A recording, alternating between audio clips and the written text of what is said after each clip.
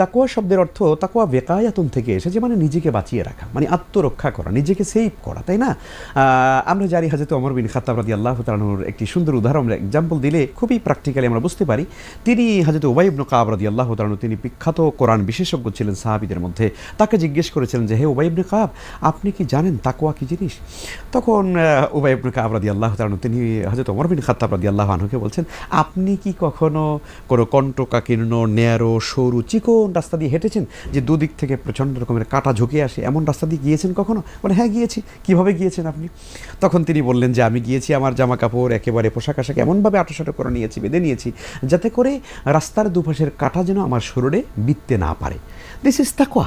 তার মানে হচ্ছে, আমি যে সমাজে, আমি যে সোসাইটিতে বাস করছি, আমার ডানে বামে সামনে পেছনে উপরে নিচে চতুর্দিকে পাপের গড্ডালিকা প্রবাহ চলছে, এই পাপের ভেতর থেকে, এই পাপের জগৎ থেকে আমি আবার নিজেকে সেভ করা। দিস ইজ তাকওয়া, এটাই তাকওয়া। আল্লাহ রাব্বুল আলামিন মূলত এই তাকওয়া মানে আল্লাহ সচেতনতা। আমি যখনই কোনো কাজ করতে যাই, যেমন আমি একটা সরকারি অফিসে বসে আছি, আমার একটা ফাইল আছে, একজন ব্যক্তির, আল্লাহর বান্দা একজনের ফাইল আছে, আমি চাইলেই কিন্তু এই ফাইলটা আটকে দিয়ে তারপরে কয়েক কোটি টাকা আমি ঘুষ নিতে পারি, পারি না? এই সুযোগ তো আমার আছে, এরকম সুযোগ তো অনেকের আছে। তো এই সুযোগটা আসার পরে আমি ঘুষটা নিব না, আমি সুদ কষবো না, সুদ খাবো না, তাই না?